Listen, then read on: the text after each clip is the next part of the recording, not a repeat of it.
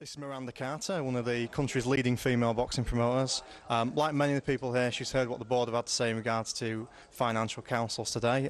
What are your general thoughts from the meeting? Well, I didn't actually hear an awful lot about what the board thought.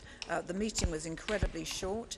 They opened it, they put the existing motion on the table, didn't explain it, tried to stop people talking and went straight for a vote. So I'm really not clear what the board thinks at all. You're aware of the motions that they're putting forward in terms of getting rid of the financial councils? Absolutely. I know what there was a motion on the table to get rid of financial councils, but I didn't hear any kind of discussion or arguments from the board that would convince me that that was a good idea. There was absolutely no debate at all. And as you know, we think what they're doing is wrong. What I want is a democratic and accountable British Boxing Board of Control that we can all respect and work with, but is now a little unelected club of men. In your opinion, what's the board's reasons for doing what they've done?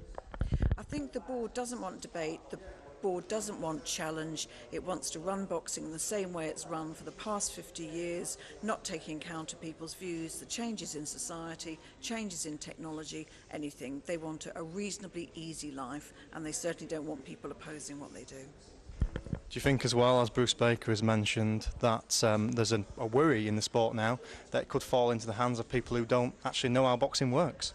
I think that's a real shame because most people who know how boxing works, the promoters, the managers and the matchmakers, simply can't have a role now in the British Boxing Board of Control. And so it is run by people who really don't understand the kind of lifeblood of boxing and, more importantly, from my point of view, the grassroots boxing, which is what I'm really into.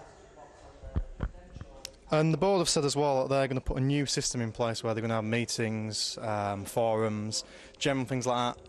Does that appease the licence makers anyway? Do you think that's satisfactory? The board has suggested holding forums, but all they're talking about is talking shops where nothing actually happens and they don't take any commitments away. We've had numerous forums with them and asked them to do actually quite basic organisational stuff like, set up a website that works, and they haven't done that over the past 18 months. So there's actually no evidence or historical reason to make us think they will do anything that is raised at these meetings at all.